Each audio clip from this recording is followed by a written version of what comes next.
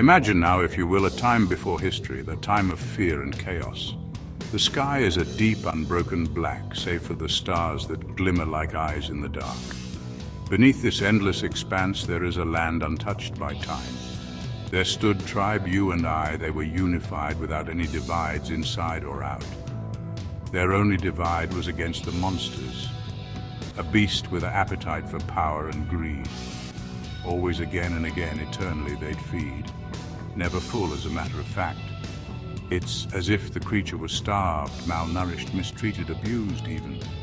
But the beast is clever as it is strong.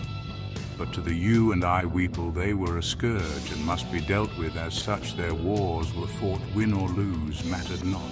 The score was forgot, the monsters, beasts of all kinds, sizes and forms, imps, devils, minions, goblins, trolls, ogres, orcs, fiends and beasts, abominations. Then it appeared man had won the war, finished the fight. Things are not as they appear this place in a land before time. Timeless. It became taking place in or mind at the start, the in the past. Yet they are here in the now, and they will be in our future. Dear viewer and listener, or listener and viewer, or if you're just hearing or viewing, brace yourself for the start of a cycle, and so it begins. So the legend begins in place before time. Tribes or clans began to speak in many languages across all lands. In one place it is called the night wolf, in another, raven's claw. But always, always it is the same, a reflection of the terror men feel in the face of the unknown. And as they name it, as they give it shape, they give it power, the monster becomes real. Through the ages, monsters rise and fall, but so too do men. For every dragon that terrorizes a village, there is a knight who stands to face it. For every demon that rises from the depths, there is a priest who dares to banish it. But in time, the lines blur. The knight who slays the dragon becomes king, honorable at first, but then through time he is corrupted and becomes the tyrant who burns villages. The priest who banishes the demon becomes the executioner, and judge also jury as he drowns his hands in blood in the name of purity. And the monsters? They are no longer the ones with scales and fangs. They wear crowns now. They hold swords. They sit upon thrones made of bones and blood.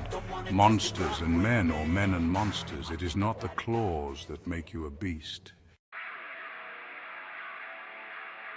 In the age of empires, men wore the skin of civilization. They built cities of stone and metal, monuments to their own greatness. But beneath the marble and gold, the rot of their souls festered.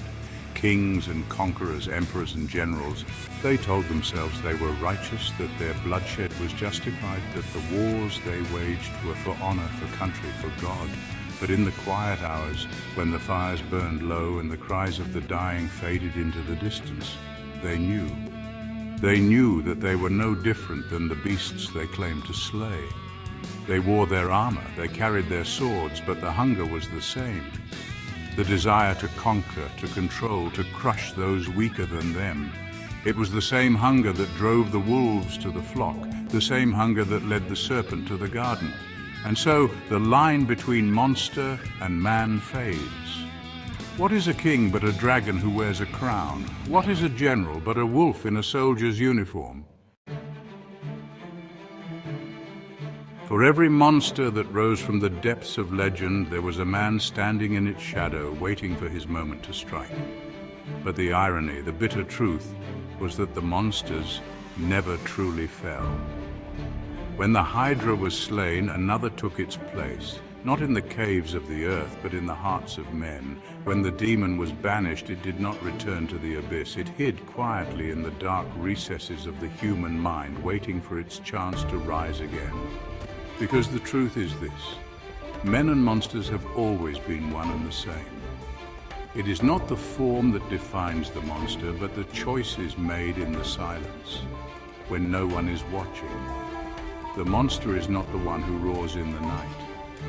It is the one who whispers in the ear of the king, telling him to burn, to destroy, to claim what is not his. It is the one who tells the soldier that the lives he takes are justified, that the blood on his hands will wash away in the river of time. But there are always exceptions, aren't there?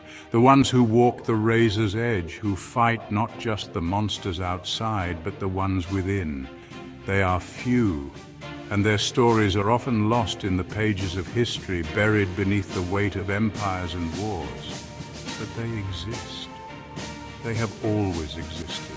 The men who, when faced with the abyss, choose to turn away, to fight for something greater than themselves. They are the ones who remind us that perhaps, just perhaps, there is still a difference between man and monsters from men. Now we stand at the edge of history once again.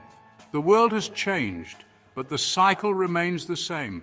Men still build their empires, still wage their wars, still chase after power as though it will fill the void within them. And the monsters? They are still here, still watching, still waiting. Some wear the faces of men, some hide in the shadows. The question is, what will you do when the moment comes? When the darkness rises and the monsters come for you, will you stand and fight? Will you choose to be the hero, to defy the hunger that gnaws at your soul? Or will you give in, as so many have before you, and become the very thing you once feared? There is no line. There is no separation. There is only the choice, and that choice is yours. Men and monsters, the cycle begins anew. This is the world of today, a world where the monsters of the past are nothing more than stories, where the only beasts men fear are the ones they create in their minds. But they have forgotten that monsters are not just myths. They are real, and they are still here, hidden, waiting, watching. The monsters of the modern world are different. They do not wear scales or wings. They are synthetic, and in their silence, they are far more dangerous than the ancient ones ever were. They no longer need claws or fangs to tear the world apart.